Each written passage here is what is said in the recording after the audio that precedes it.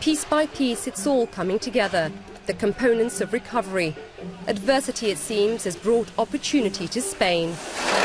Here at Nissan's plant in Barcelona, reform and restructuring are bearing fruit. Earlier this month, Nissan Barcelona received $178 million in investment to produce 80,000 cars. A deal only made possible, says Nissan's boss in Spain, by changes in labour legislation. Some weeks ago we got a competitive agreement with the unions. Thanks to this we got allocation of a new C-segment car which will create 1,000 new employments from Nissan and 3,000 indirect employments from suppliers. This is quite very remarkable, and this will put Barcelona to produce more than 200,000 euros, which will be the record for this Barcelona plant.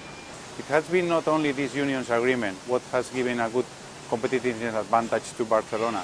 We have worked very strong with the TDC, total delivery cost, focusing not only in the labor cost, but also focusing especially in supplier and our logistics. In fact, we have today 20 suppliers working inside of Nissan here in Barcelona plant, which gives us a good advantage of logistics, and also we are very close to the port. The deal you've reached with the unions, in a way you've set a precedent here in Europe for labour costs, reduced labour costs. Do you think the rest of Europe will follow suit? I think it's no other choice. Or you are competitive or you are out.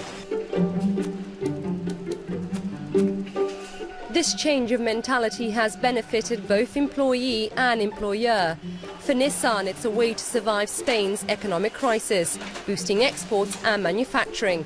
For its employees, it's a way of holding on to their jobs.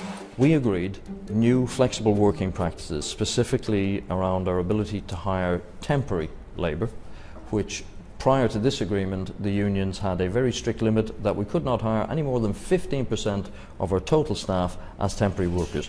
The second change was we asked the workers to work an increase of around 42 hours per year on their existing contracts. So they are working 42 more hours per year for no extra pay. The third area was gaining agreement that we would be able to hire new full-time employees on a lower but still very competitive salary level.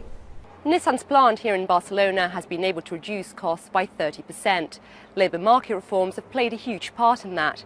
But having key suppliers under your roof and a port on your doorstep have also been greatly beneficial. Labour market reforms in Spain are already attracting investment. Ford, Renault and Volkswagen are all expanding production to take advantage of lower labour costs. And the difference is quite significant. According to the OECD, France's labour costs have risen 4.3% in 3 years. Germany is slightly more competitive at 1.9%. But even Italy and the UK haven't adapted to the difficult times. Compare that with Spain.